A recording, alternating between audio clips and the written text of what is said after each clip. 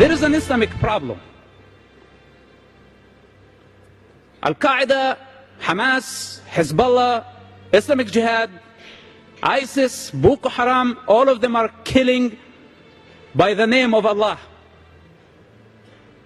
They're not killing by the name of Jesus. They're not killing by the name of Jehovah. They're not killing by the name of Mahavira or the Buddha or Lao Tzu.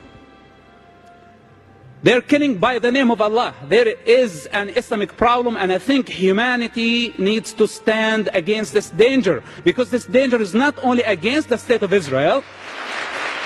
This danger, thank you. This danger is against the evolvement of mankind.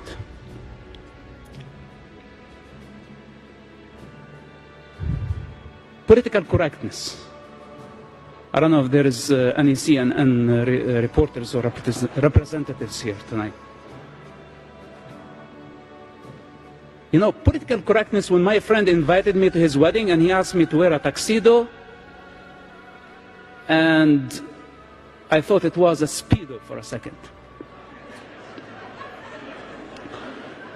There is a big difference, right?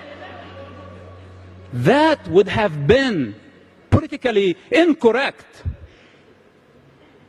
But when it comes to matters, universal issues, when we see waves of violence and darkness taking over and spreading, and we choose to stick our head in the sand with the name of political correctness, the truth is that we are afraid. And we are trying not to provoke them more. We are trying not to create a religious war. But there has been a religious war, whether you like it or not. The better way is to face it, to grow up, and face it with courage. This is what I say. The problem is not in the individual. We are not against the Muslim people. I cannot be against my mother and my father and my people. They're just people. And there are idiots everywhere in every nation. But I'm talking about the collective consciousness of nations, of regions, and the cosmic consciousness of all humanity. The Muslim people have a problem, and their problem is in their belief system. They have to face it, and we need to encourage them to fight the good fight, as I did. If I was able, you know, I had privileges as the son of a top Hamas leader. I had something to lose. But the average Muslim person don't have lots of things to lose. They're already living in darkness and misery. If they leave it, it's better for them.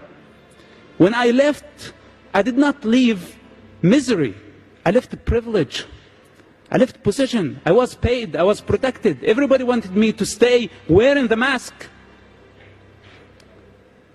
I am a living example and a challenge, and I will continue to be, to every individual who lives in the Muslim world, that this is the time to grow up, to destroy the walls, and to transcend the conditioning of the society.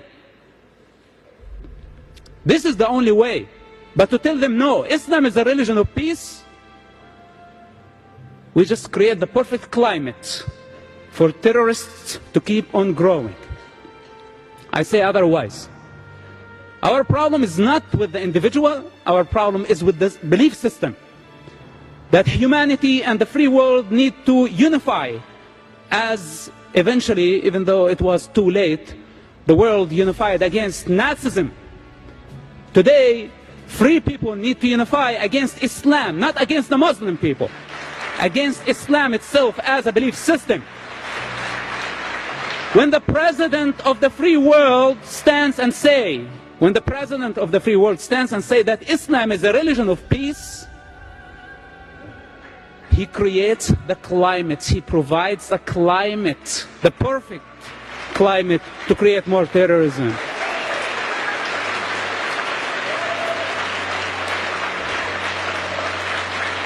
I I hope that my message does not come across.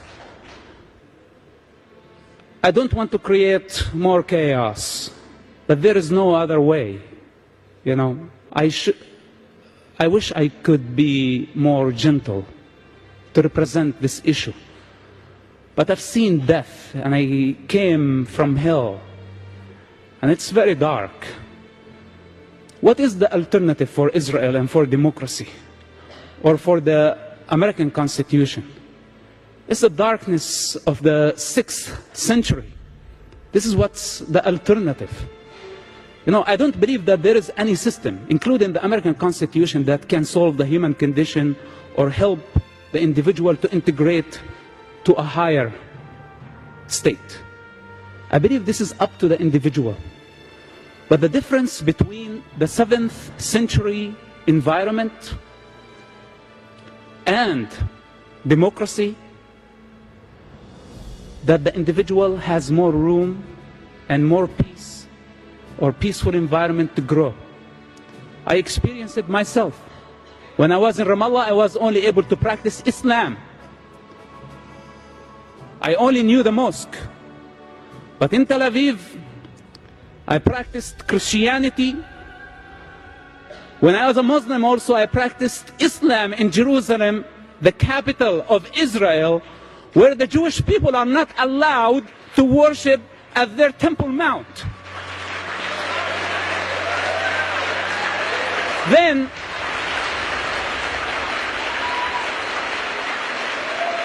bunch of hypocrites called BDS come and compare Israel to the racist regime of South Africa. How can you compare? If it's the capital of the Jewish people and the Israeli government are not allowing the Jewish people to worship freely in their capital, on their holiest site, for political correctness, not to offend the Muslims, and give them that kind of freedom. How can we compare this to that? In Tel Aviv, I was able to practice yoga. I was able to practice Christianity.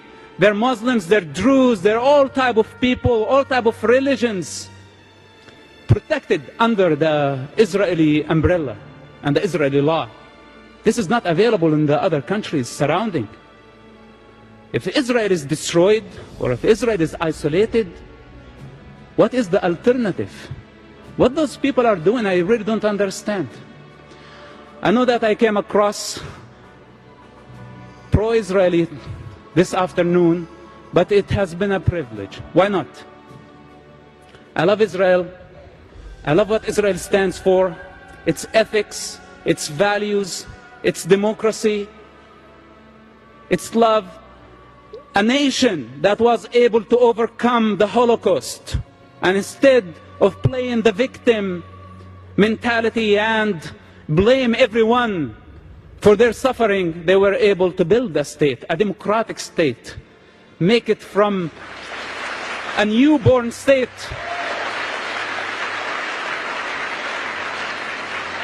to an advanced and completely developed state in less than 25 years. This is a great example. It has been a pleasure. I appreciate the love of the Jewish nation everywhere in the world. I don't care what they label me. Again, I speak with the authority of experience. If they have anything to say, they can say it right to my face, if they have the courage. But I doubt